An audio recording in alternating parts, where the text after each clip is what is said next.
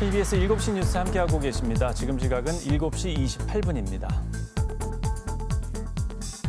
지난 2022년에 강원도민이 수도권 빅5 병원에서 지출한 진료비가 2천억 원 정도 된다고 합니다. 2013년에는 833억 원이었는데 지난 한 10년 동안 137%가 증가한 수치입니다. 오늘 긴급 점검에서는 강원도민의 수도권 원정 진료 실태와 심각성에 대해서 짚어보겠습니다.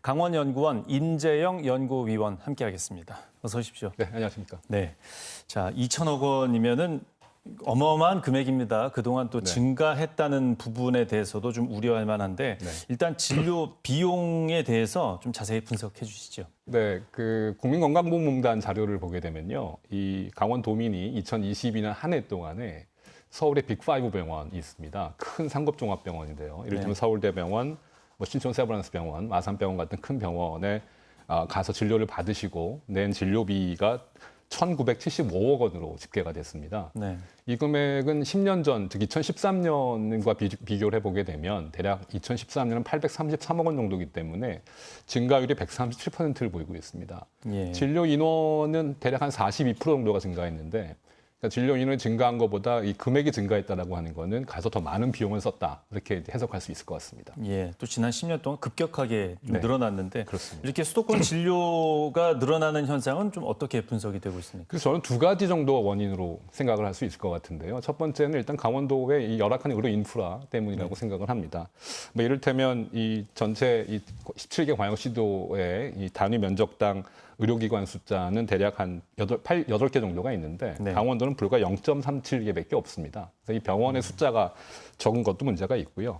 물론 이제 의료 인력 측면에서도 이제 전체 이 단위 인구당 이 전문의 숫자를 보더라도 어느 진료 과목을 보거나 이 강원도의 의료 인력 수는 되게 적습니다. 그래서 이게 첫 번째 원인인 것 같고요. 두 번째 원인은 아마도 이제 이 지역 간 의료 격차 때문이라고 생각을 합니다. 수도권에 위치한 병원과 강원 지역 병원의 어떤 질적인 격차들이 있어서 강원도민들이 아마도 이제 그래서 이제 수도권 지역에는 병원에 가신 게 아닌가라고 생각을 하는데요. 제가 최근에 분석한 걸 보게 되면 이제 내과나 외과, 산부인과, 정형외과 4개 진료 과목별로 봤을 때 이 의료 서비스 격차 때문에 입원하신 것의 비중이 전체 입원 건수 비중이 대략 한 20% 정도가 됐습니다. 그건 뭐냐면 아무래도 이 서비스 격차 때문에 아무래도 이제 강원도민들이 이 지역 병원이 아니라 수도권에 있는 병원으로 옮겨졌다고 이해할 수 있을 것 같습니다. 네.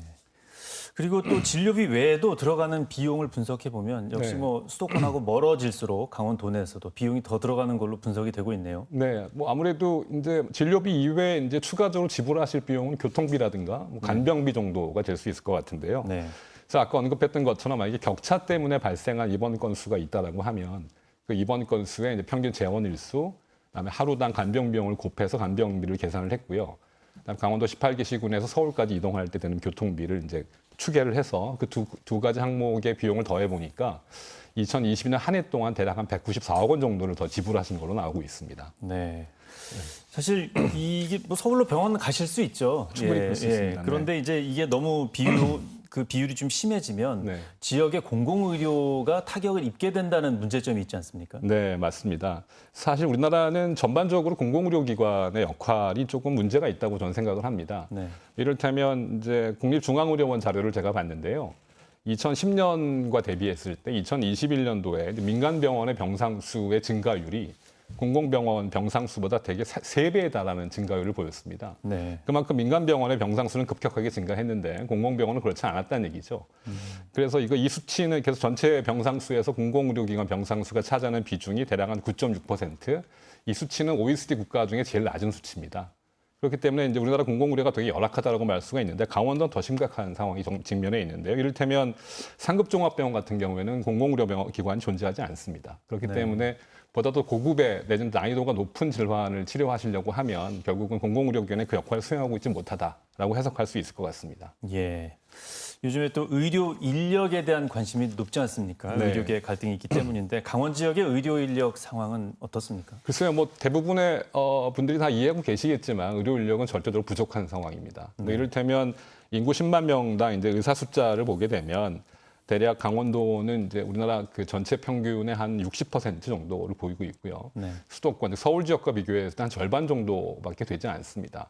그래서 이제 의료 인력 측면에서도 이제 문제가 있지만 진료 과목별로 봤을 때도 가장 이제 의사 숫자가 적은 아마 영역이 아마 소아청소년과라고 할 수 있을 것 같습니다. 네. 소아청소년과 의사가 적다라고 하는 것은 결국 이 지역의 지역 소멸, 인구 소멸과 밀접한 관계가 있다고 생각을 하기 때문에 아마 더 문제가 심각하지 않을까 생각하고 있고요.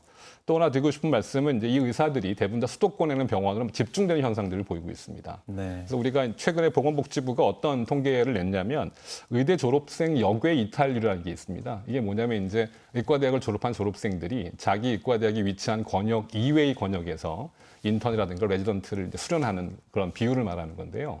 강원도 지역 같은 경우에는 그 이탈률이 74%입니다. 이게 의미하는 바가 의과대학 졸업생 10명 중에서 7명은 딴 지역에 가서 이제 수련을 받는다는 얘기거든요.